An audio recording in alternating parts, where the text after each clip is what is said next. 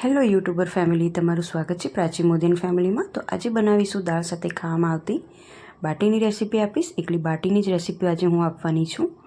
તો આ બાટી આપણે તળીને નથી બનાવવાના। જો તમારી જોડે બાટીનું કુકર ના હોય તો પણ તમે ઘરમાં રહેલી બે વસ્તુથી આ બાટી આરામથી બનાવી શકશો। તો ચલો સ્ટાર્ટ કરીએ। આ બાટી આપણે કેવી રીતે બનાવીને તૈયાર કરવાની છે। તો બાટી બનાવવા માટે આપણે ઘઉંનો જાડો લોટ લઈશું, જેમાંથી આપણે લાડવા લાપસી બનાવતા હોઈએ છીએ। બસ એ જ ઘઉંનો જાડો લોટ લેવાનો છે। આ વાડકીના માપ પ્રમાણે મેં 3 વાડકી જેટલો ઘઉંનો જાડો લોટ લઈ લીધો છે અને 1 વાડકી ઘઉંનો ઝીણો લોટ લઈ લીધો છે, એટલે કે રોટલીનો લોટ લઈ લીધો છે। તો આ રીતે મેં માપ કર્યું છે બાટી માટેનું।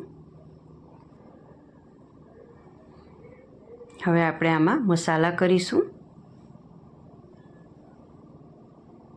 તો જરૂર મુજબ આપણે મીઠું નાખીશું,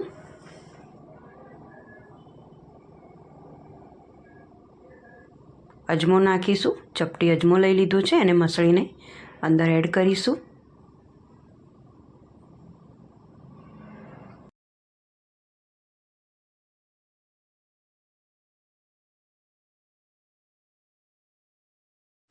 અડધી ચમચી આપણે હળદર નાખીશું આમાં।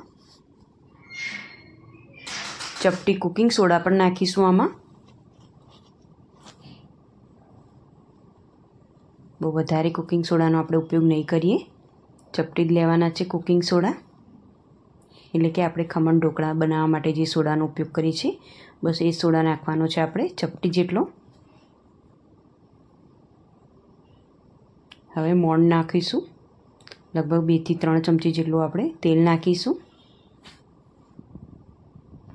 એટલે બાટી આપણી એકદમ સોફ્ટ થાય। તેલ નાખ્યા પછી આપણે વ્યવસ્થિત આ રીતે મસળી લઈશું લોટને તેલ સાથે।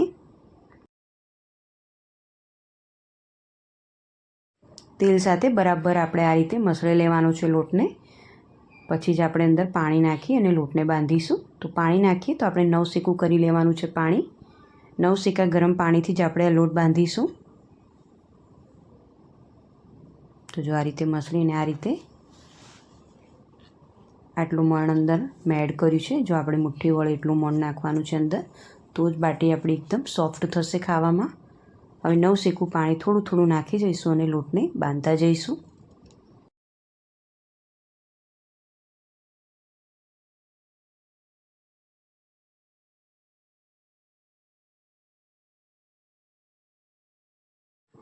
પાણીની જેટલું જરૂર લાગે એટલું જ પાણી લેવાનું છે અને લોટને બાંધતા જઈશું।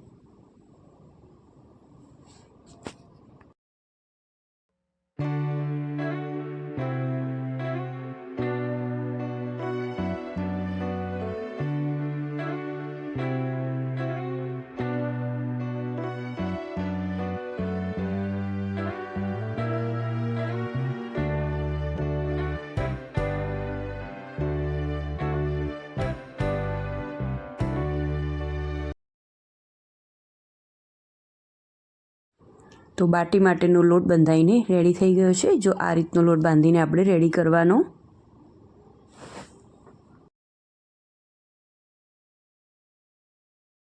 તો હવે આમાંથી બાટી બનાવીશું। થોડો લોહો લઈ લેવાનો આ રીતે।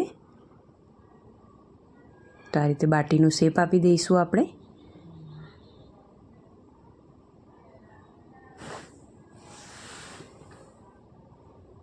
આપણે ભાખરી કાં તો રોટલી બનાવવા માટે જે રીતે લોહો બનાવી છે બસ એ જ રીતે લોહો બનાવવાનો છે અને આ રીતે વચ્ચે હોલ કરી દઈશું। તો બસ આ રીતે બધી જ બાટી બનાવીને આપણે તૈયાર કરી દઈશું।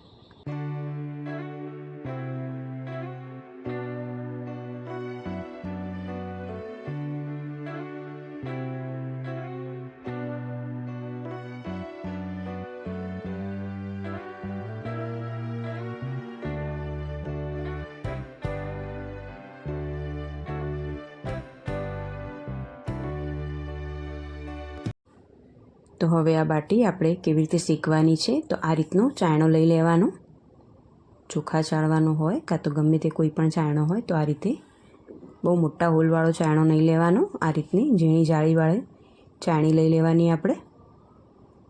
તો આ રીતે જાડી તવી લેવાની, ગેસ ઉપર આપણે આ રીતે મૂકી દેવાની છે। ગેસને એકદમ ધીમો રાખવાનો છે। અને આ ચાયણી છે આ તવી ઉપર આપણે મૂકી દઈશું આ રીતે.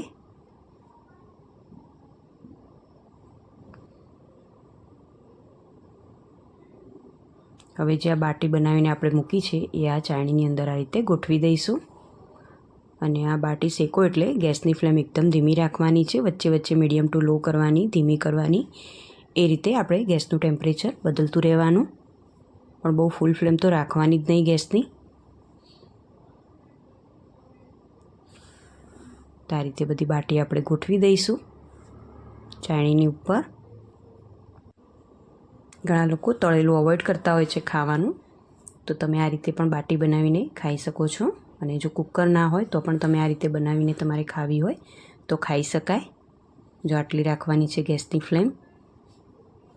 હવે આપણે આને ઢાંકી દઈશું. બધું જ કવર થઈ જાય એ રીતે એ વાસણ આપણે ઉપર ઢાંકવાનું છે, ક્યાંયથી હવા બહાર ના જવી જોઈએ. તો હવે 5 મિનિટ થઈ જાય એટલે આપણે ફરી એકવાર ચેક કરી લઈશું. અને આ ઢાંકો એટલે ગેસની ફ્લેમ એકદમ ધીમી જ રાખવાની છે. હવે નીચેની બાજુથી શેકાઈ ગઈ છે તો આપણે આ રીતે પલટી દઈશું. આને થતાં 10 મિનિટ 10 થી 12 મિનિટ જેટલો સમય થશે, બહુ વધારે નહીં થાય ટાઈમ. તો આ રીતે આપણે બધી પલટી દઈશું.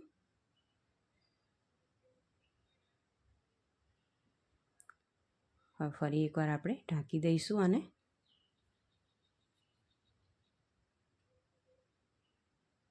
અને થોડી થોડી વારે આપણે ચેક કરતું રહેવાનું છે આને.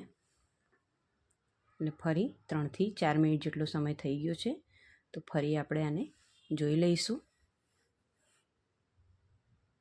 તો ફરી આપણે એને પલટાવી દઈશું આ રીતે. તો જો નીચેથી પણ સરસ એવી શેકાઈ ગઈ છે.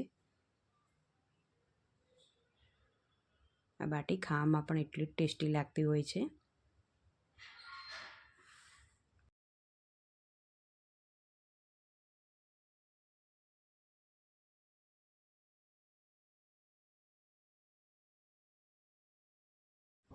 આ બાટી બનાવતા લગભગ 3 વખત મેં આ રીતે ચેક કર્યું અને બાટી બનીને તૈયાર થઈ ગઈ છે. હવે તો ફરી લાસ્ટ વાર આપણે ચેક કરી લઈએ.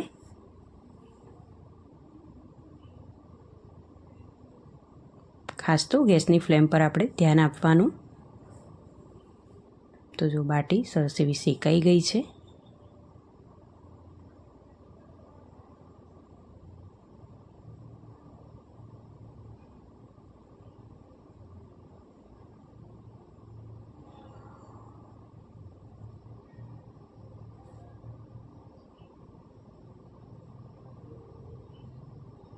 તો હવે ઢાંકી દઈશું અને ગેસને બંધ કરી દઈશું જેથી ગરમ રહે આમાં. તો હવે બાટી કાઢીને બતાવું તમને.